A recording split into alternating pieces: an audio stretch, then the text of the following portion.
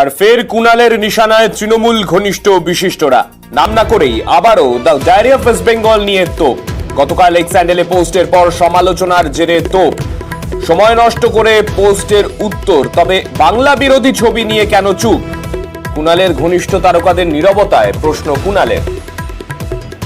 আমাদের সঙ্গে রয়েছেন আমাদের প্রতিনিধি আবির। আবির, ঠিক কি বলছেন কুণাল ঘোষ? কাদের উদ্দেশ্যেই তোপ?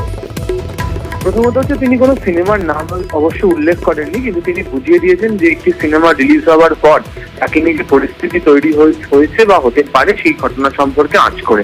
গতকালই তিনি যখন বক্তব্য রেখেছেন, সেই বক্তব্যের ক্ষেত্রে পরিষ্কার ছিল যারা শাসক দল ঘনিষ্ঠ শিল্পী রয়েছেন তাদের মধ্যে অনেকেই বিধায়ক, সাংসদ রয়েছেন, টলিউডের বিভিন্ন ক্ষেত্রে তাদেরকে লক্ষ্য করতে পারা যায়, তাদের ভূমিকা নিয়ে তিনি সরব হয়েছিলেন। তিনি যে নিজের বক্তব্য থেকে সরছেন না সেই ব্যাখ্যা তিনি এদিনকে আরো একবার দিয়েছেন।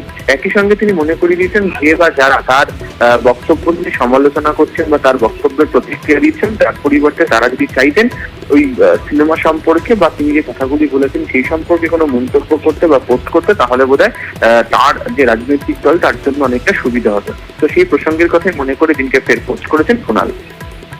বেশ, ধন্যবাদ। ফের কুণাল ঘোষের নিশানায় তৃণমূল ঘনিষ্ঠ বিশিষ্টরা। নাম না করেই আবারও the diary of West Bengal নিয়ে তোপ। গতকাল এক্স হ্যান্ডেলে পোস্টের সমালোচনার জেরে তোপ।